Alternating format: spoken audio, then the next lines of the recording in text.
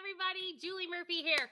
Hey, we are going to talk about how do you differentiate between doing the fiscally smart thing in this beautiful mental mind of yours or following your knowing, which is your heart and your intuition, and how it ripples effect to your life.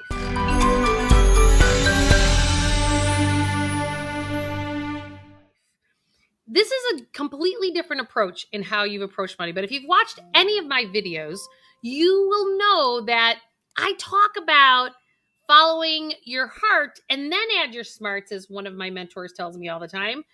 But it's how do you do that when you're like in the moment and you're sitting here going, okay, I want to do the right thing financially, but I also have this disconnect going on inside of my body, and I'm not exactly sure how to do that. Well, so let's take an example. What I keep hearing from people is that if I give more examples of what goes on in my own world, that maybe you can find the same kind of parallels in your life. So I'm going to give you an example of back years ago when I was going to college, and I fiscally paid for myself to go through college, but I had the decision to make, like, should I do the fiscally prudent thing and become an RA so that all my tuition and most of my room and board would be paid for college for 2 years? Or did I follow that was the fiscally smart way, or my knowing in terms of the fact that I really wanted to go study abroad in Dublin, Ireland? Well, back then I chose to actually do the fiscally smart thing. And many people will be like, well, that was the greatest thing to do, blah, blah. Here's the piece. When we don't follow our internal knowing, we have no idea what door that's going to open to get you to actually potentially, and in most cases I have found, a smarter financial choice, because when you follow your heart and you follow your knowing, you follow your intuition, you follow that gut instinct, more money actually follows. And I can give you example after example of that, of how that actually works.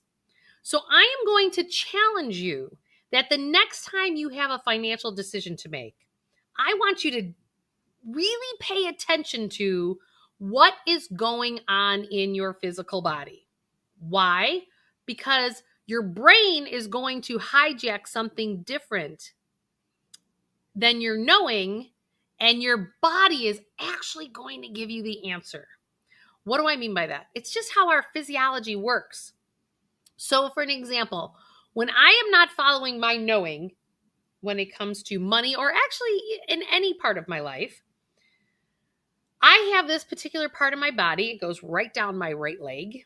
And I have these muscles that just go, and they just totally tighten up. And I'm like, okay, got it. I'm following my mental monkey mind as opposed to following my knowing. So here's what happens. We all have these layers. If you've watched my other videos, you've known that I talk about that before we're 7 years old, and this is all done by the research of Dr. Bruce Lipton, that before age 7, our amygdalas hardwire our subconscious mind.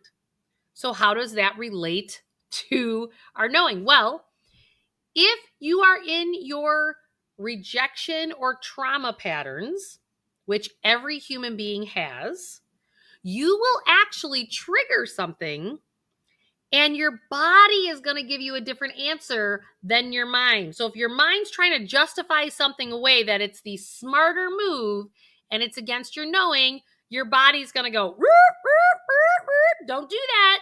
That's the alarm bells that are going off. So I don't want you to fall into your alarm bells, or pay attention that those even are alarm bells, that your body is sitting there going, don't do that. Don't go there.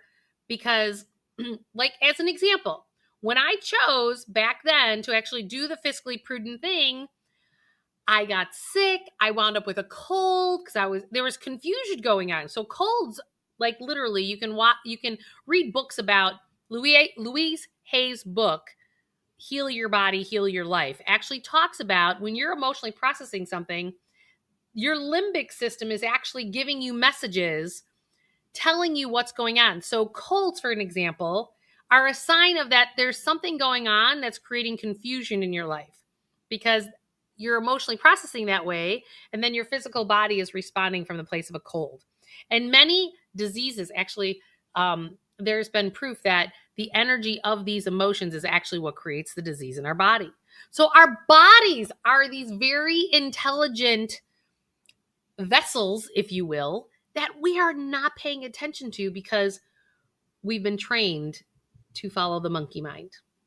So I am going to challenge you.